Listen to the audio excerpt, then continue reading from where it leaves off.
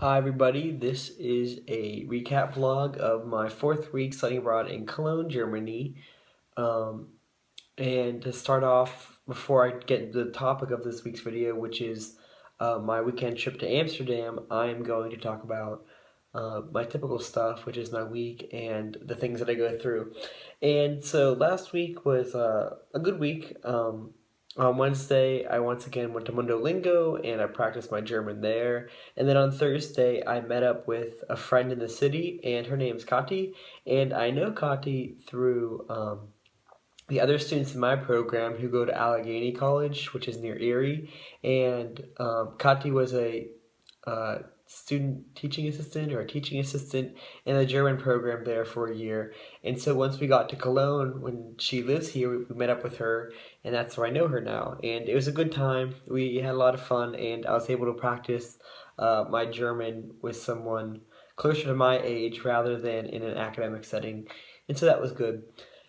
And so the new word for last week, which I learned in class, was der Altenpfleger, and that is somebody who takes care of the elderly. And I chose this word for two reasons. One was I thought it was interesting that they had one word for a caretaker of the elderly, where in English we don't have that. We have to say all of that, I think, unless there's a word for it that I don't know. And also because we were talking about jobs in my German class, which is how I know the word, and Altenpflege, or a caretaker for the elderly, was ranked, I think, number two or number three, which I agree with. I think it's an important job. But what's interesting was how the other, or which was more interesting, was how the other jobs were ranked. And I think they had fireman ranked number one, which makes sense. Um, or it's they ranked them in sense of how the Germans perceived their importance, and I think maybe like not their prestige, but their how what they do for society. Um, and so after finally being ranked number one, I think lower down on the list was like a roofer, someone who fixes or builds roofs, and also a mailman. And they were actually above a soldier, which I thought was quite interesting because in the U.S., soldiers are, I think, thought of mostly in a good manner, or hopefully in a good manner, and are honored a lot.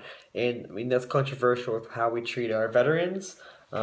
But I still think that when you ask somebody, is being a soldier noble, they're going to tell you yes, because you're fighting for your country. But here, it wasn't ranked very high on the list, and I think that's for multiple reasons, which I can make an entire video about. Um, but it was just interesting to see how they ranked the importance of their jobs and their society differently. And so the new food that I had this week, which I actually had just today, so I guess it wasn't really last week, it was because I'm making this kind of late, but it was rhubarb and strawberry.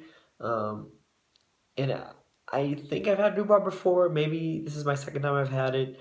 Um, it was an interesting dessert. It was kind of like jam, like strawberry jam with chunks of rhubarb. So it was kind of different to eat on its own. It was pretty sweet, but like new food, so it was good to try. And then my funny story this week happened at Mundolingo. So at Mundolingo, I was walking around talking to different people in German or English, depending on what they spoke. And I took a break and sat down in a chair. And I was on my phone like a typical young adult. And I noticed that there was two people next to me. So I just turned to them and started talking to them because that's what you do at this program. And so I'm talking to them, and then they ask about the flags on my chest because I had an American flag because I speak English, and then a German flag because I'm learning German. And so I realized that they weren't necessarily there for the language exchange program, so they didn't know what was going on. So that was because this place is a restaurant and a bar and a lounge, and so kind of embarrassing that I started speaking to them when they weren't even there to talk to me. But they were very friendly, and they were about around my age. They were Germans, and so after I explained to them about that, we talked a little bit longer because it was still good company. And I asked them how they knew each other, and they said that they met through online dating, which I didn't think that was that strange because people meet on online pretty normally or regularly nowadays. It's not that big of a deal, I don't think. And then they said that they met through a dating app, which once again isn't that strange. Um, and then I realized that they didn't seem to know too much about each other, so I asked how long they knew each other, and it turns out it was their first date. And I suddenly realized that I was the third wheel for about 15 minutes on somebody's first Tinder date. and it was pretty embarrassing. So I politely excused myself and never returned.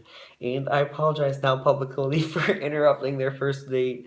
I hope it went well and that they had a good time because um, yeah. And then my favorite picture from this week was the picture of my group in Amsterdam that I went with. Here's us in front of a canal. We had a lot of fun, and I'm really glad that I got to go. And now that gets me into the topic of this week's video, which is my trip to Amsterdam. And this was pretty spontaneous. We started planning on Tuesday and left on Friday, which I think is pretty great that we were able to do that at a reasonable price. And so we took our things to class on Friday, and when class was over, we hopped on the train and went to the main train station in Cologne, and then we left for Amsterdam. And the train was actually pretty nice, nicer than I expected. Um, and when I was on the train, I actually interviewed a lady that I was sitting near me for homework, which I thought was brave of me because she was German, and so I had to practice my German right away with a stranger that I initiated the conversation with. And once I was done talking to her, the lady across the aisle from me picked up that I said I was from Pittsburgh. And so I started talking to her about that, and it turns out that she was like from Nigeria, but lived in Pittsburgh during her childhood, but then was also in London, and now lives in the Netherlands and Cologne as well, because she lives both places. But anyways, it was funny to meet somebody in Pittsburgh, where I'm like on the other side of the world. And it was a good piece of home. So after the train ride, obviously we get to Amsterdam, and when we come out of the train station, there's so many people, but it wasn't like overwhelming. But as soon as you get out of the train station, the city just hits you, and it was really open the area we were in, so you could see all the buildings and the canals that we're going through, and it was really beautiful. And the buildings in Amsterdam are funny. I didn't realize this until later on in my trip, but when you look at them, instead of them standing straight up, they actually tilt inwards, and that's because I've heard this is because of the ground that they were built on wasn't the most stable, and it was just funny to see that these buildings were tilted inwards, and I guess no one seems to mind that. But I thought it was a little interesting. And then, like I said, in the city, there's tons of canals, which I didn't realize until I got there. And not that I encourage you to go look at a map of Amsterdam, but if you're curious, go look at a map of Amsterdam, and you can see how the canals are set up. And it's really interesting. And here's a picture of me in front of the canals. And so once we walked to the city, and I guess we sightseed on our way, but sightsaw. Always in every video I make, there's always one English word that I can't, or English phrase I can't seem to get down. But after we walked through the town and looked around, we got to our youth hostel, and it was pretty typical. It was average. But what's funny was we were on like the third or fourth floor, and so once we walked up, we had to take the stairs, and they turned out they weren't stairs. I don't think they were stairs. It was more like a straight wall or a wall with holes in it because these stairs were completely almost vertical. And here's a picture of them. And every time we took them, we would laugh because it was just how ridiculous how steep these stairs were. And I guess that's just because how the buildings are pretty put really close together, and so there's not tons of room for stairwells. Um, and so these crazy stairs we had to take a couple times a day. And then throughout our trip, we went to various cafes and restaurants, and I was pleasantly surprised by the food. It was really good, and the people were very friendly in the city. My favorite place we went, I think it was called Bagels and Beans or Beans and Bagels. I don't know. We went Saturday morning, and it was cheap. It was really good. It was fresh. And another cool thing about the restaurant was, or the cafe, was they had a lot of the food was free trade and organic, which I'm not big on buying those things. I just because they're more expensive, and I'm a college student, so I can't really afford that. But it was cheap, and I really enjoyed it. And then on Saturday afternoon, the big thing we did was go to the Van Gogh Museum. And I'm not like an art fanatic, but it was still really cool to see this museum. I was really impressed, and they had such a huge collection. You could see uh, Van Gogh's work change throughout his life, and I was really happy that we were able to go. And here's a picture of me inside the museum. And then after, sorry, and then after that, we took a walk through the city again, and we ended up at the Anne Frank house. I wish we could have gone inside, but we didn't buy tickets ahead of time, and the line was really long.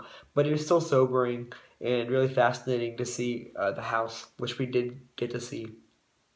And then, so that was Saturday, and then once again at night we went out to a pub, and Sunday we got breakfast and then got on our train and away we went.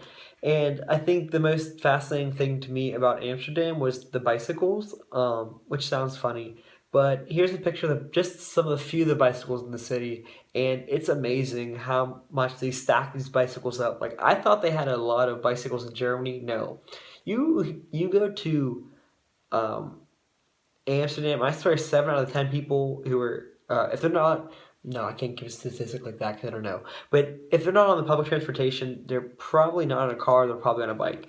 And it was so many people on bikes, it was unbelievable how they were able not to crash into each other. And I wouldn't ride on a bike there because I don't, no, that wouldn't work. I'm sure I would crash immediately. And we actually got yelled at like 5 minutes in because we almost got hit by a bike. And another thing that was surprising was the tall people. Like I thought Germans were tall, but when you go to Amsterdam or the Netherlands, the people that are so tall it's like unbelievable. And you have these really tall guys in business suits you'd expect to be like in a limo. They were riding on bikes, so it didn't matter who you were riding a bike in Amsterdam. And so I really enjoyed my time in the city, and I'm glad I was able to go. This weekend I'm going to Frankfurt. Sorry if I talk fast during this video. I just realized that now. That I was talking a little fast. But anyways, this weekend I'm going to Frankfurt, uh, and it's because it's for the 25th anniversary of the reunification of Germany, and apparently Angela Merkel's going to be there, the Chancellor of Germany. So maybe I'll get to see Mama Merkel, and I guess I'll fill you in next week about my this week now and this weekend. So thank you for watching.